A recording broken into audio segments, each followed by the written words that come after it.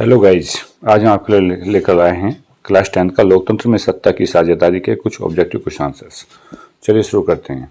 भारत में कहाँ औरतों के लिए आरक्षण की व्यवस्था है? लोकसभा, विधानसभा, मंत्रिमंडल या पंचायती राज व्यवस्था है? तो इसका सही आंसर होगा ऑप्शन डी, पंचायती राज व्यवस्थाएं। अगला प्रश्न देखते हैं। भारत के वर्तमान में कितने प्रतिशत महिलाओं को संसद में प्रतिनिधित्व प्राप्त है? तो इसका ऑप्शन बी सही होगा, 10.86%। 10.86% क्या भारत में महिलाओं को संसद में प्रतिनिधित्व प्राप्त है। अगला प्रश्न है, बेल्जियम के शहर के स्कूलों में फ्रेंच बोलने पर रोक लगा दी गई है। तो बेल्जियम का कौन सा शहर है जहां पर स्कूलों में फ्रेंच बोलने पर रोक लगा दी गई है? तो option C is the right answer है, मर्चटेम। मर्चेंटेम ये बेल्जियम का शहर है जहां पे फ्रेंच बोलने पर रोक लगा दी गई है। अगला प्रश्न है, डरबन में नस्ल भेद विरोधी सम्मेलन कब हुआ? तो यह सम्मेलन आपका हुआ था 2001 में। Option C is the right answer. अगला प्रश्न है, अलग अलग भाषा बोलने के आधार पर सामुदायिक सरकार का गठन करने का अधिकार किस देश के नागरिकों को दिया गया है? तो भारत, श्रीलंका, बेल्जियम या चिली? तो इसका सही आंसर होगा बेल्जियम, ऑप्शन सी। इंडिका पुस्तक के लेखक कौन है? तो ये तो आपको आंसर मालूम ही होगा, जो ऑप्शन ए मैगस नीज है, उन्होंने इंडिका पुस्तक लिखी थी, वही इंडिका पुस्तक के लेखक हैं। श्रीलंका के में तमिल मुख्य रूप से कहाँ रहते हैं? उत्तर पूर्वी, पश्चिम दक्षिण प्रांतों में, पश्चिम उत्तर प्रांतों में या दक्षिण पूर्वी प्रांतों में? तो option A is the right answer. जो उत्तर पूर्वी प्रांत हैं वहां पे श्रीलंका में तमिल मुख्य रूप से रहते हैं। अगला प्रश्न है, भारत में बहुसंख्यक आबादी किस समुदाय की है? सिख समुदाय, मुस्लिम समुदाय, हिंदू या ईसाई? तो भारत में जो बहुसंख्यक आबादी है यह हिंदू समुदाय की है। भारतीय संविधान के अनुसार भारतवर्ष को घोषित किया गया है। तो भारतीय संविधान के अनुसार भारतवर्ष को जो है धर्मनिरपेक्ष राज्य घोषित किया जाता है, ना कि हिंदू राज्य, ना ही धर्म सापेक्ष राज्य और ना बहुभाषी राज्य। क्या कहते हैं? धर्मनिरपेक्ष राज्य। Option D is the right answer. काले दस्ताने और बंधी हुई मुट्ठियां किसका प्रतीक थी? श्वेत शक्ति की, नीले लोगों की शक्ति का, श्वेत शक्ति या सभी शक्तियों का?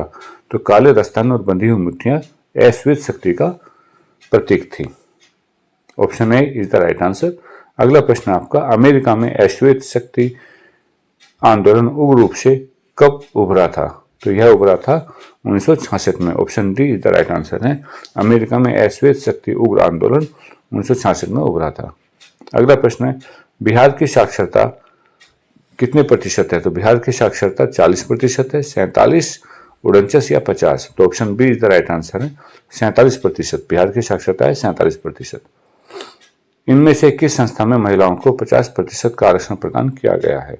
तो option B is the right answer है, स्थानीय पंचायती राज की जो संस्थाएं हैं इन संस्थाओं में महिलाओं को 50% आरक्षण प्रदान किया गया है।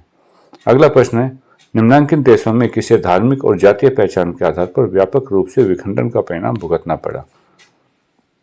तो option C the right answer है, यूगोस्लाविया। यूगोस्लाविया में धार्मिक और जातीय पहचान के आधार पर विखंडन का परिणाम भुगतना पड़ा है। अगला प्रश्न है, भारत में सर्वप्रथम नगर निगम की स्थापना की गई तो कहाँ की गई थी? यह चेन्नई में की गई थी। सर्वप्रथम नगर निगम की स्थापना चेन्नई में की गई थी। Option D is the right answer है। सत्ता की साझेदारी एक अनूठी सर्वोत्तम प्रणाली किस देश में विकसित की गई है? तो सत्ता की साझेदारी का आपको पता है कि बेल्जियम में। इसका जो सही आंसर है बेल्जियम, ऑप्शन बी। अगला प्रश्न है, निम्नलिखित शक्ति व्यक्तियों में से कौन लोकतंत्र के रंग भेद के विरोधी नहीं थे? Martin king Luther, Mahatma Gandhi, Olympic धावक टॉमी स्मिथ और जैन गॉडलेस या जैड गुडी? तो इनमें से जैड गुडी रंग भेद के विरोधी नहीं थे। भारतीय संविधान के बारे में इनमें से कौन सा कथन सही है? पहला कथन, यह धर्म के आधार पर भेदभाव को मना ही करता है। दूसरा कथन है, यह एक धर्म को राज का धर्म बनाता है।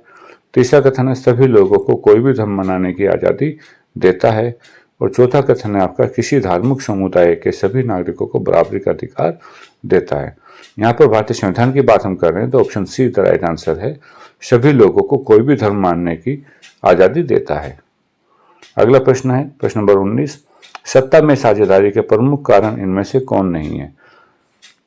राष्ट्र की एकता और अखंडता के लिए प्रमुख कारण नहीं है, राष्ट्र की राजनीतिक और व्यवस्था के स्थायित्व के लिए नहीं है, या अधिक से अधिक लोगों और समूहों को सत्ता से जोड़ने के लिए नहीं है, या सरकार का निर्धारित कार्यकाल पूरा करने के लिए नहीं है। प्रश्न को ध्यान से सुनेंगे। सत्ता में साझेदारी का प्रमुख कारण नहीं है, पूछा है नहीं है, तो अधिक से अधिक लोगों और सत्ता को, समूह को सत्ता से जोड़ने का जो यही प्रमुख कारण नहीं है सत्ता में साझेदारी का। अगला प्रश्न देखिए, प्रश्न नंबर 20। सत्ता में साझेदारी की अधिकाधिक आवश्यकता कहाँ पड़ती है?